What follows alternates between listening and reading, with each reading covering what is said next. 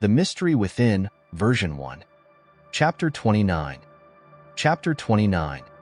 As soon as they touched down, Adelmo sprinted towards the pilot, his heart pounding in his chest. The sight that greeted him was nothing short of a nightmare.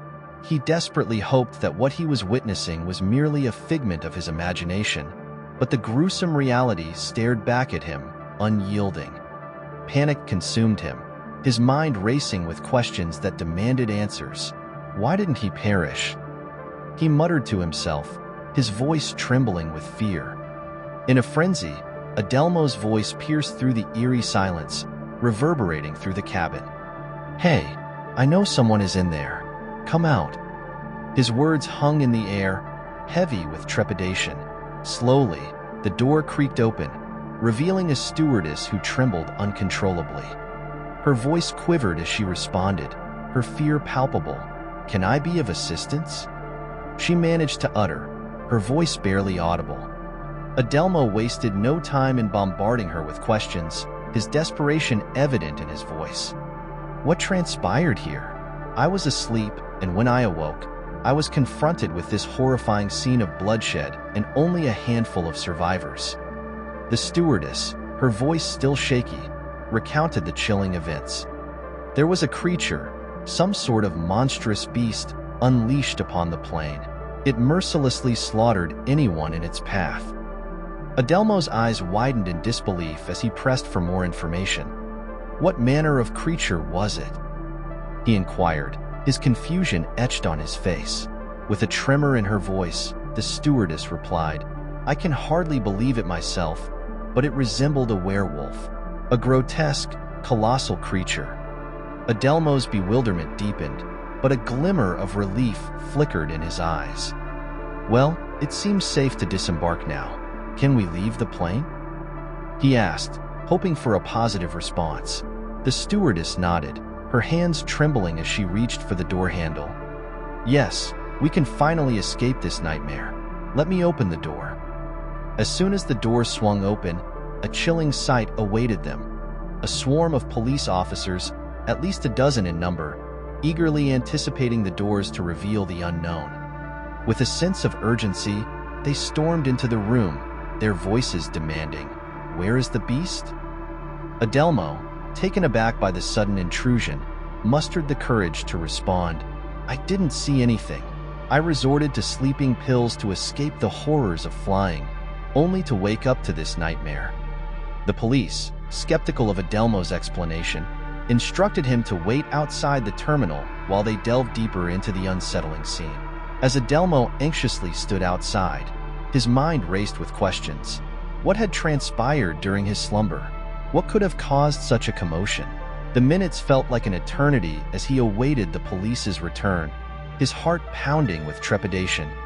Inside the plane, the police embarked on a harrowing investigation. The gruesome sight that greeted them was beyond comprehension. Some officers recoiled in horror, unable to bear witness to the macabre scene before them.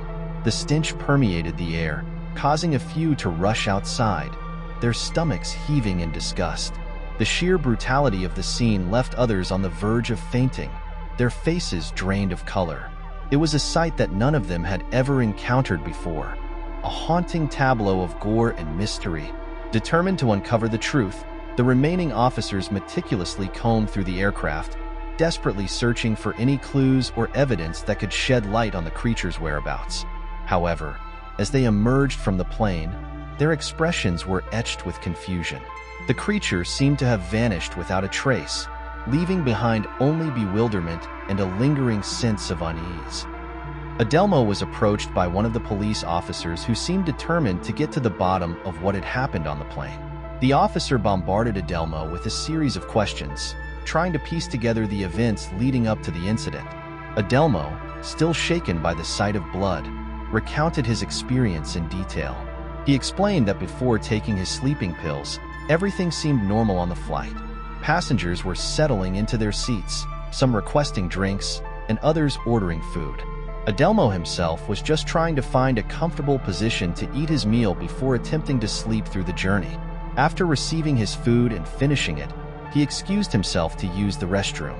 Upon returning to his seat, He took the necessary dosage of pills to ensure a peaceful sleep for the remainder of the flight. However, when he woke up, he was horrified to find blood splattered everywhere, leaving him bewildered and alarmed. The police officer, satisfied with Adelmo's explanation, informed him that he was free to go. However, he emphasized the importance of being able to reach Adelmo if further inquiries were needed. Adelmo, eager to cooperate, quickly agreed and offered his grandfather's contact information as a means of communication. He took a piece of paper and diligently wrote down the number to his grandfather's house, handing it over to the officer. Understanding the significance of the situation, Adelmo assured the officer that he could be reached at any time during his visit to his grandfather's place. The officer, appreciative of Adelmo's cooperation, thanked him and wished him a pleasant trip. With their interaction coming to an end, both Adelmo and the officer went their separate ways, each with their own thoughts and tasks ahead. As Adelmo and the police officer parted ways, the urgency of the situation lingered in the air. Adelmo couldn't help but feel a mix of relief and anxiety. He was relieved that he was no longer under immediate scrutiny, but the unsettling sight of blood and the unanswered questions still haunted him. The officer, on the other hand, had a responsibility to uncover the truth behind the mysterious incident on the plane. He knew that he had to follow up with Adelmo if any new information emerged or if further investigation was required. Both Adelmo and the officer understood the gravity of the situation and the importance of staying connected. With a promise to be in touch, they went their separate ways. Michael Archer. Creator. Comments, 0. See all. Add a